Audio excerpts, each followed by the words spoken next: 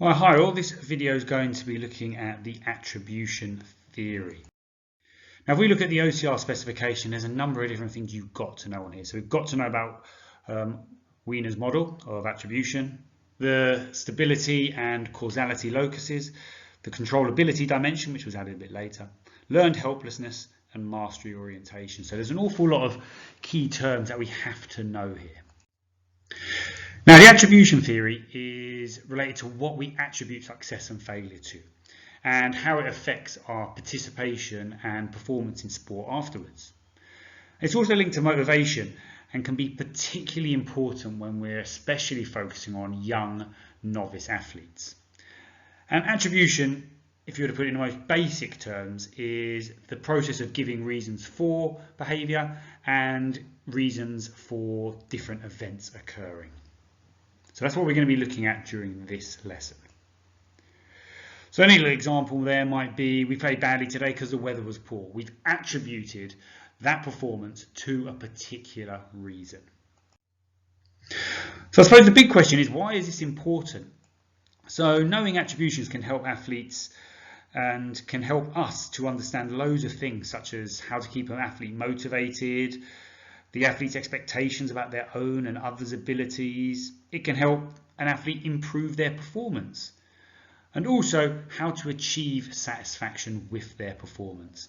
Okay, so for example, a young person, if they were told they failed because they didn't have enough ability to succeed, then they'll be unlikely to try again. Okay, if you said that, right, you lost that tennis match because you weren't good enough, that young child probably isn't going to come back and try again. But if they're told that they could succeed if they put in more effort, they will be more likely to continue, because effort is something that can change. And if they learn that, right, if I just try a bit harder next time, I'll be able to succeed, they're more likely to end up coming back and playing a bit more. Now, we're going to start looking at Wiener's model, the first part on your specification. Now, it has 4 different attributions on there: ability, effort, task difficulty, and luck. And there's 2 main dimensions that you've got to learn about: the locus causality and the locus of stability. Now, it's really important you get down one of the following 2 diagrams. Doesn't matter which one, they're both essentially the same. So you've got locus or causality up here, whether it's internal or external, and we've got local of stability, whether something is stable or unstable here. So ability, if we look at it, is something internal. It's something that is inside us, and it's stable because it generally stays the same across the course of a match. Whereas effort, again, something we control, it's internal, but it's unstable, okay, because it can change throughout a match. Then we've got things that are external but stable, like task difficulty. We don't control task difficulty. For example, if we're playing a football match, the opposing team. Okay, we're playing a really good opposing team. We don't control that, but the task difficulty will generally stay the same throughout the match. And also we've got external and unstable. So things that we're not in control of and that can change constantly, like luck during a game. So you either need that diagram down or this diagram here. They're the same thing, just slightly different. So make sure you get one of those drawn down on your notes.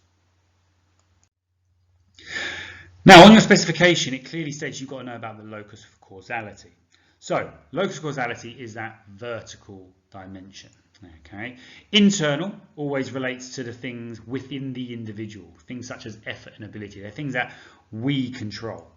External, however, relates to those outside of the individual, things such as luck and task difficulty, things that we're not in control of.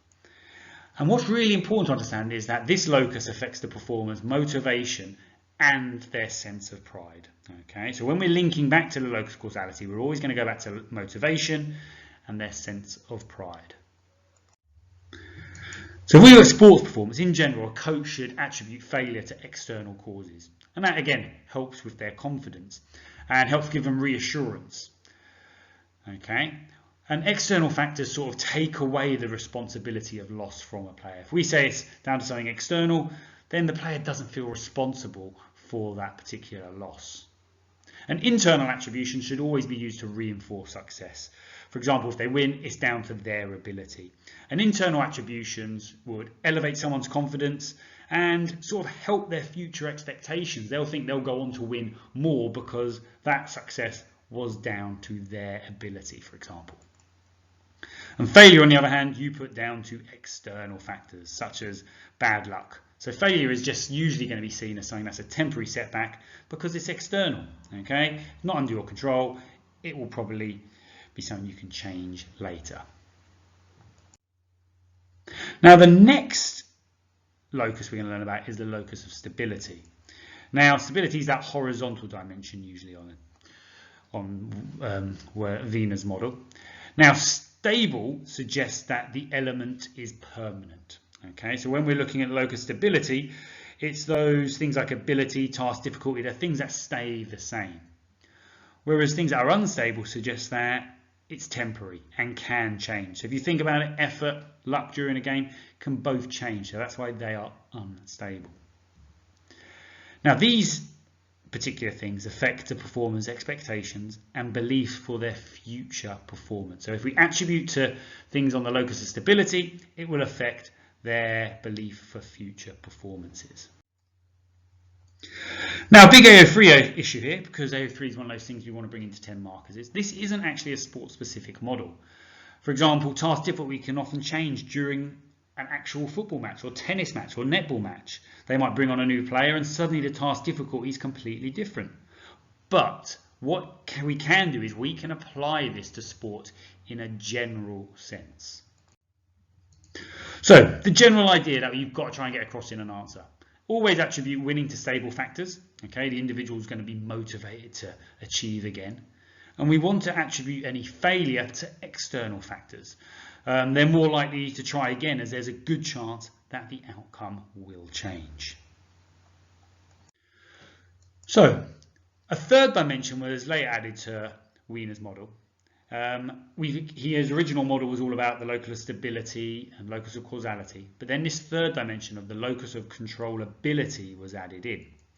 Now, controllability considers whether the outcome was controllable or not by the individual or the athlete or performer. So controllable attributions are under the control of the performer, or something can be done to change the particular outcome. And uncontrollable attributions are under no one's control, or nothing can be done to change the outcome. Now, coaches will often praise effort and controllable success, and they'll criticize a lack of effort or controllable factors. Okay, so they praise effort and controllable success, and they'll criticize a lack of effort usually. Now, this locus of controllability will directly affect the performer's motivation. And concentrating on uncontrollable factors isn't much use, okay, if you want to turn failure into success. So if we're wanting to look at making someone going from losing to winning, we've got to start focusing on those controllable factors, the things that someone can control, can change, and therefore turn that failure into success. So if we look at this table here, now this would be a really useful thing to get down in your notes. We've got ability up here. We know it's internal and stable, but it's uncontrollable. We don't really control, okay, our ability. Okay, like it says down here, ability comes from performer, is unchanging and uncontrollable for the outcome of the performance. We don't have control over our ability during that performance because it's something that's innate within us. Task difficulty, okay, we know it's external. Okay, we know it's generally quite stable during a match. And task difficulty can be either controllable or uncontrollable. Okay, it can be a little bit of both. Effort, we've got internal and it's unstable because it can change. Because our effort is obviously internal because we control that. And it's something that is controllable. We can control how much effort we are putting in. Whereas if you look at luck, we've got it's external, it's unstable, we can't control that. And it's uncontrollable, we have no influence over luck. Okay, it comes from the environment, it's changeable, it's uncontrollable for the outcome of the performance. Now, the attribution theory Ideally, attributions need to be used to enhance future performances. So a coach should really be looking at trying to help an athlete look towards the future with their attributions. And so what they should be doing is using unstable, internal and controllable attributions. If we're using those attributions, usually that should allow a coach to raise their expectations, motivate a performer to improve and increase their confidence. So if you're ever asked a question on what they should attribute to, always try and go back to unstable factors. Okay, so they're the things that can change, things like effort. We're looking at internal factors, the things that we control. And we're looking for controllable attributions, those things that we have a sense of control over. So they're the sort of things we want to attribute success to and failure to in order to help motivate, increase confidence and a sense of pride.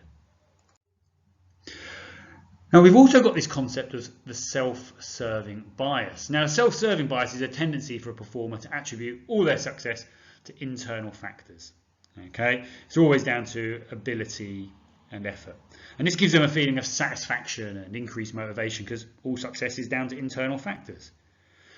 However, these people also attribute all failure to external and unstable factors, so things like luck, task difficulty. So if you lose a game, oh, he got lucky, he wouldn't have beaten me usually. Okay, and what this does is it protects that athlete's self-esteem. They don't get humiliated by their loss. However, this can cause issues later down the line. For example, they may never improve because the real reasons for their failure. So for example, poor tactics might not be addressed. Okay, so they might have really poor tactics, but if they keep saying, oh, it's just because the other person got lucky, they're never going to look at improving their particular tactics and improving overall. Now, another word on your specification is learned helplessness. Now, learned helplessness is this belief acquired over time that one has no control over events and that failure is going to be inevitable. So put simply, it's a feeling of hopelessness. They believe that they will never ever succeed. So it can either be specific or global. So specific might be that I'm a hopeless tennis player, whereas global learned helplessness would be I'm hopeless at all sports. It's global, including all different sports they might play. Now, performers with this mindset often show avoidance behaviours. So learned helplessness can develop if performers attribute failure to internal, stable and uncontrollable reasons such as ability. Because if they think their ability is the reason why they're losing, they're going to think that going into every single game. And learned helplessness can also help lead a performer to give up, as they believe that they can't change anything or that they don't have any control over a particular outcome. But learned helplessness can be prevented if a performer starts to attribute failure to external, unstable and controllable reasons such as effort. So that would be the job of a coach to start, or a sports psychologist, to help them attribute it to these different factors. Now, especially with low achievers, they start to attribute their failure to uncontrollable factors, which can lead to learned helplessness. And again, that would be the role of a coach to start getting them to attribute their failure to controllable factors like effort that they can then change in the next game.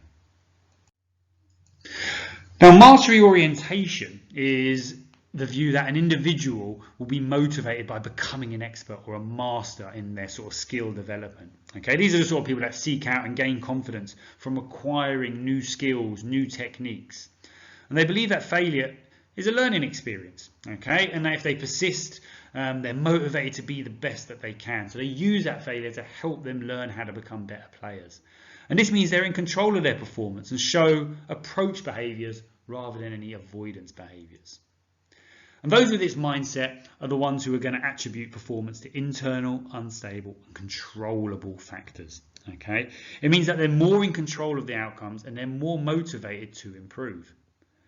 And the benefit of this approach is that the performers aren't concerned with their performance, okay, compared to others, but only their own development. That's the most important thing for a performer who's got mastery orientation. And they feel in control of the outcome and they're motivated by the learning experience more than anything else. Now, attribution retraining is a really important job of a sports psychologist. Okay, so you have little control over things like ability, luck, or difficulty of a task, but you can control things like effort, because effort can be changed by the performer, and good coaches will try and convince performers that controlling and increasing effort, then performance will improve as well. So for example, with sustained effort you can succeed, or if you work harder in the next match you can beat your opponent. Giving those sort of things helps someone retrain how they attribute reasons for success and failure. Now, attribution retraining involves changing the performer's perception of the causes of failure. Okay, so the belief that poor ability is the cause of failure is changed to a belief that it was down to a lack of effort. Okay, and that was the reason for their performance instead. An attribution retraining is this process then where the performer is taught to attribute failure to changeable and unstable factors rather than internal factors like lack of ability. And it's the job of the coach to develop and change the performer's attributions there. And that's what a good coach would do. They'd work with the athlete to help attribute or retrain their attributions. Now, obviously, we want to look at AO3. So this little table gives you a few points that you may want to get down. I'd suggest getting 1 point in each of those boxes, okay, down, that you would be able to remember for evaluating this particular topic. And the final point I'm going to give you is that a big limitation of this theory is that it's very rare athletes give one attribution for success or failure. It's usually a combination. We don't just say it's down to ability or effort. It's usually a combination of different things.